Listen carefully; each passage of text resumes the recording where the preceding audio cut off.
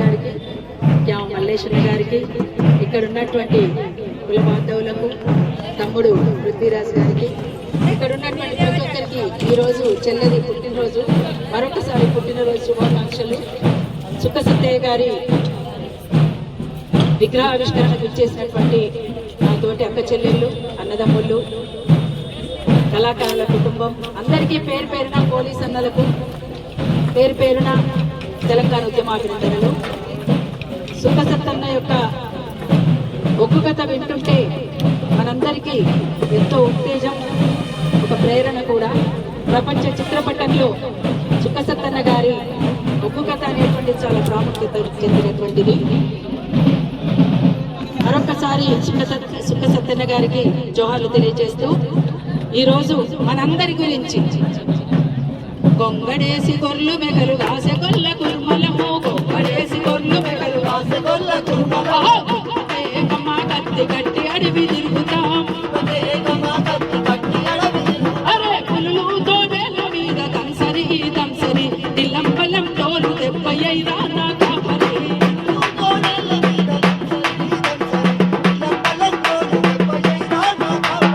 గొర్రె పూరు వడికి వడికి గొంగడల్లె విద్య మనది, ఎండ వానసలిని కూడా ఎదిరించే అస్తమిది,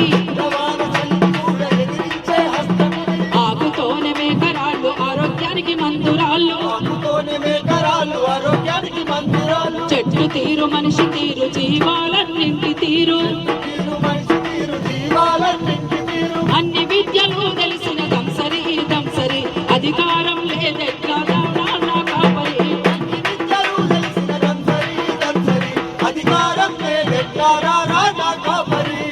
విద్యలు తెలిసిన దంసరి దంసరి అధికారం లేదెట్లా నా కాపరి,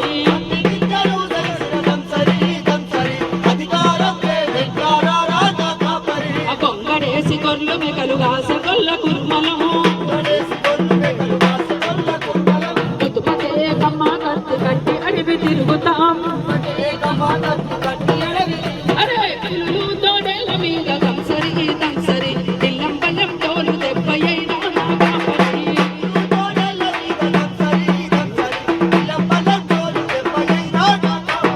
కరువు వస్తే మనం పోయి రాజ్యాలే తిరిగి వస్తాం, రాత్రంతా మంద పెట్టి వ్యవసాయానికి ఎరువైతాం, గదువ కింద గుదువ పెట్టి కూర్పట్లు పడుతుంటాం, గొర్రె మేక మాంసంతో లోకానికి బలమిస్తాం, అయ్యే పులులు తోడేళ్ళు దంసరి దంసరి మన ఓట్లు తొక్కుతుంటే రారా నా కాపరి,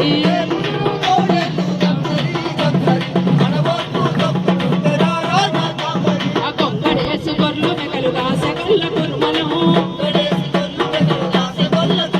ఆ గుతుపకే కమ్మ కత్తి అట్టి అడవి తిరుగుతాం, ఆ పులులు తోడేల మీద దంసరి దంసరి దిల్లంబలం తోలు దెబ్బయ్యా నా కాపరి,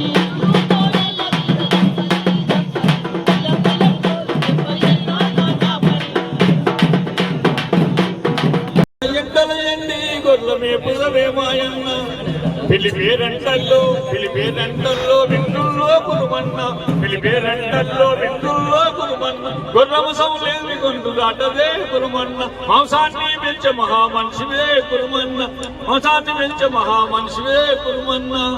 గొంగడి పూజాను వేసి గొడ్డలి వేతుల బట్టి గొడ్డలి పూజాను ఎంతో కీర్తి పతాకంగా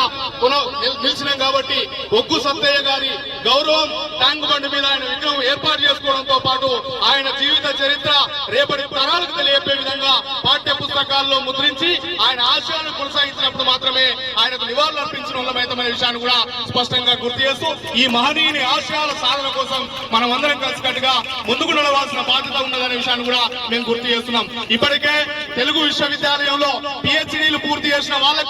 2 సంవత్సరాల పాటు ఆయన కళకు సంబంధించిన విషయాలు అనేక విషయాల్లో బోధనలు చేసిండు, అనేక క్లాసులు ఇచ్చిండు. కాబట్టి మేము చెప్తా ఉన్నాం, ఈ సభా వేదిక నుంచి మేము డిమాండ్ చేస్తున్నాం, ఖచ్చితంగా ఈ తెలంగాణ ఆంధ్రప్రదేశ్ భారతదేశానికే వన్న తెచ్చిన ఒక గొప్ప మహనీయుడు కాబట్టి ఆయన పేరు మీద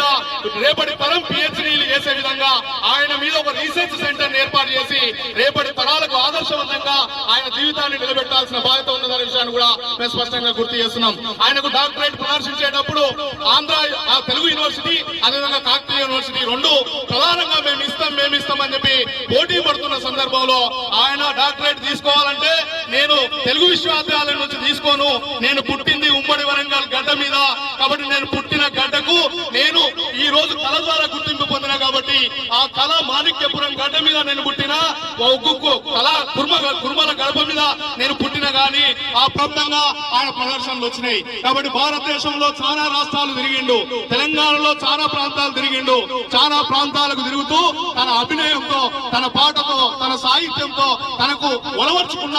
ఆ పురాణాల ఇతిహాసాల గ్రంథాలను పునిగిపుచ్చుకొని ప్రజలను చైతన్యం చేయడం కోసం తన అభినయంతో కట్టిపడేసిందనే విషయాన్ని కూడా నేను గుర్తు చేస్తున్నా. 1వ తరగతి చదివిన డాక్టర్ సుక్కా సత్తయ్య, చదివే రాని ఒక డాక్టర్ సుక్కా సత్తయ్య చదువుకున్న PhD చేసిన వాళ్ళకి చదువు చెప్పిందనే విషయాన్ని కూడా మీ అందరికీ నేను గుర్తు చేస్తున్నా. కాబట్టి అందరి మహనీయుడి చరిత్ర రేపటి తరాలను వాళ్ళ హృదయాల్లో నిక్షిప్తం చేసే బాధ్యత మనం అందరం తీసుకోవాల్సిందిగా మరొక కూడా MRPS రాష్ట్ర కమిటీ తరఫున మందకృష్ణ మాదిక్ గారి తరఫున హృదయపూర్వకమైన ధన్యవాదాలు తెలియజేస్తూ ముగిస్తున్నా. జై కుర్మ, అందరికీ శనార్థి. ఎవరు దాన్ని మర్చిపోరు, అది ప్రజల హృదయాల్లో గుండెల్లో ఉంటుంది. తెలిపి ఒకటి కళారూపం మాత్రమే, కళాకారుడు మాత్రమే. అలాంటి కళలను కళాకారులను ప్రోత్సహించాల్సినటువంటి అవసరం ఉన్నది, కళాకారులను గౌరవించేటువంటి అవసరం ఉన్నది. కాబట్టి కళలకు పెద్ద దిక్కుగా ఉన్నటువంటి జనగామ జిల్లాలోనే